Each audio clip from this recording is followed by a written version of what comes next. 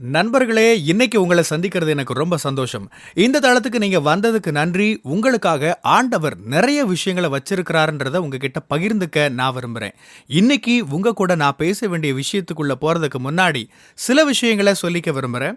நீங்க ஜான் கிஃப்டா அப்படின்ற என்னோட Instagram, Facebook, YouTube மூலமா என்ன ஃபாலோ பண்ணி என்னோட பதிவுகள நீங்க பெறலாம். தினமும் என்னோட பாட்காஸ்ட் நீங்க கேட்கலாம். ஆண்டவரோட கிருபையில அதெல்லாம் நல்ல கிரியை செய்து வர்றத நான் பார்க்கிறேன். நீங்களும் அத தினமும் கேளுங்க. நிச்சயமா அது உங்களுக்கு ஒரு பெரிய ஆசீர்வாதமா இருக்கும்னு என்னால சொல்ல முடியும். ஜான் கிஃப்டா அப்படின்ற என்னோட யூடியூப் சேனலை தினமும் பார்க்க மறக்காதீங்க. Fuel for the soul with John கிஃப்டா அப்படின்ற இங்கிலீஷ் பாட்காஸ்டையும் நீங்க தினமும் கேட்கலாம். www.johngifta.com அப்படின்ற என்னோட வெப்சைட்லையும் இதெல்லாமே இருக்கும்.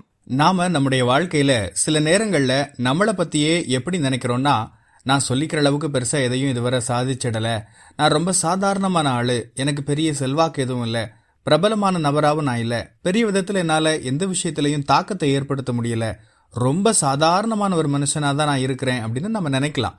நம்மளை பத்தியே நாம குறைவா சிந்திக்கிறோம். என்னால பெருசா எந்த சாதனையும் பண்ண முடியாது, ஒரு சராசரி மனுஷனா தான் நான் இருக்கிறேன் அப்படின்னு நம்ம நினைக்கலாம்.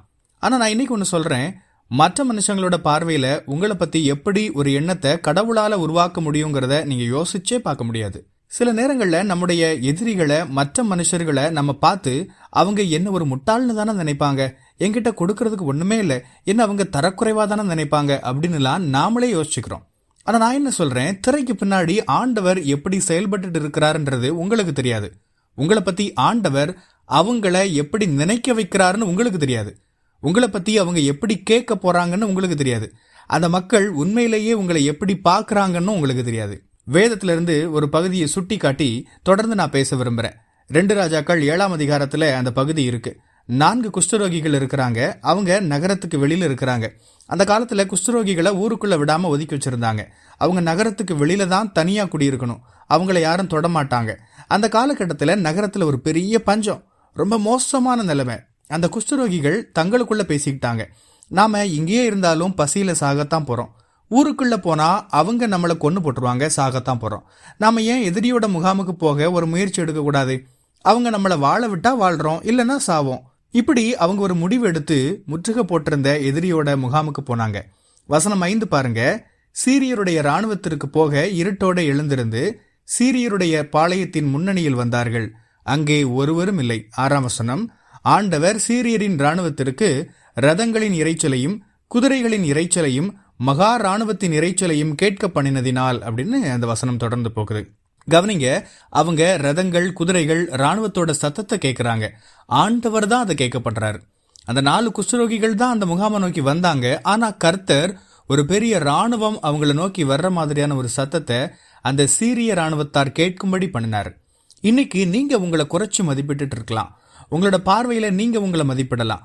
உங்களுக்கு இருக்கிற குறைகள், வரம்புகள் இதெல்லாம் யோசிச்சு சொல்லிக்கிற அளவுக்கு நான் பெரிய ஆள் இல்ல, நான் ரொம்ப சாதாரணமான ஆளு, என்கிட்ட எதுவும் இல்ல, நான் பெரிய சாதனை எதுவும் பண்ணிடல, என் கையில ஒண்ணும் இல்ல, கொடுக்கிற அளவுக்கு என்கிட்ட எதுவும் இல்ல, நான் ரொம்ப சாதாரணமான மனுஷன் அப்படின்னு நீங்க நினைக்கலாம். ஆனா ஒண்ணு தெரிஞ்சுக்கோங்க, உங்களை பத்தி உங்களோட எதிரி அல்லது மற்ற மனுஷங்க என்ன கேட்கணும்னு கர்த்தர் தான் முடிவு பண்றாரு.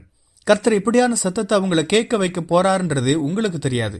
இந்த உலகத்துக்கிட்ட இல்லாத ஒரு இயற்கைக்கு அப்பாற்பட்ட ஒரு வல்லமை உங்களுக்கு இருக்கு. மற்ற ஜனங்களுக்கு இல்லாத ஒரு இயற்கைக்கு அப்பாற்பட்ட சகாயம் உங்களுக்கு உண்டு. சர்வ வல்லமையுள்ள ஆண்டவர் உங்க பக்கம் இருக்கிறாரு.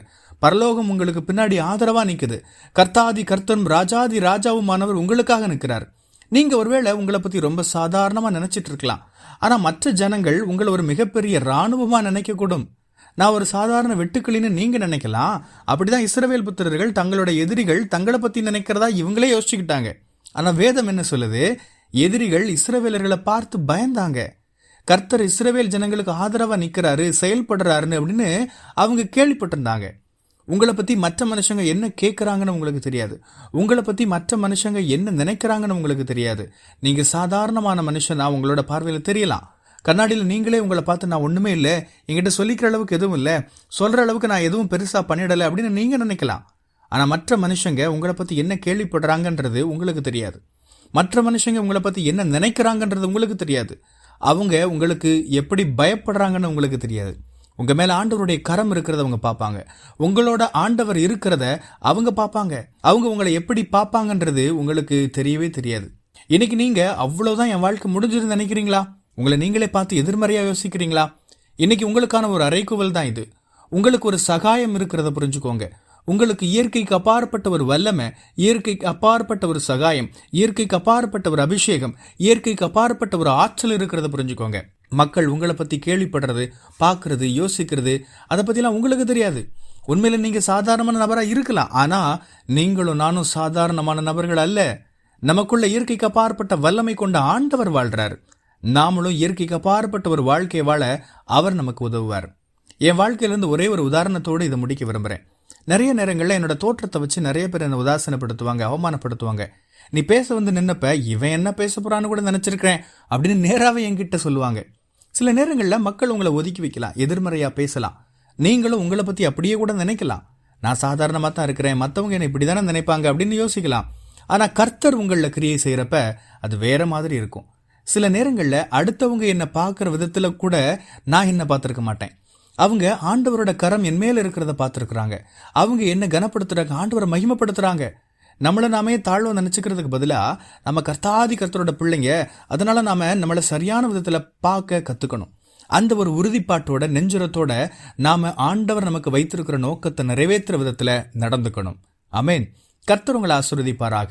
உங்களுடைய பகுதிகளில் பிரசங்கிக்க என்னை அழைக்க நீங்க விரும்பினா டிஸ்கிரிப்ஷன்ல இருக்கிற இமெயில் மூலமா என்ன நீங்க தொடர்பு கொள்ளலாம். பிரியமானவங்களே, இந்த செய்தி மூலமா நீங்க உற்சாகம் அடைஞ்சிருப்பீங்க, ஆசீர்வதிக்கப்பட்டிருப்பீங்கன்னு விசுவாசிக்கிறேன். திரும்பவும் ஞாபகப்படுத்துறேன், நீங்க ஜான் கிஃப்டா அப்படின்ற என்னோட இன்ஸ்டாகிராம், ஃபேஸ்புக், யூடியூப் மூலமா என்னை ஃபாலோ பண்ணி என்னோட பதிவுகளை பெறலாம். ஜான் கிஃப்டா அப்படின்ற என்னோட யூடியூப் சேனலை தினமும் பார்க்க மறக்காதீங்க. Fuel for the soul with John கிஃப்டா அப்படின்ற இங்கிலீஷ் பாட்காஸ்டையும் நீங்க தினமும் கேட்கலாம். பாட்காஸ்ட் எபிசோடுக்கு நீங்க உங்களோட ரேட்டிங், ரிவ்யூ கொடுத்து ஷேர் பண்ண மறக்காதீங்க. www.johngifta.com அப்படின்ற என்னோட வெப்சைட்லையும் இது எல்லாமே இருக்கும்.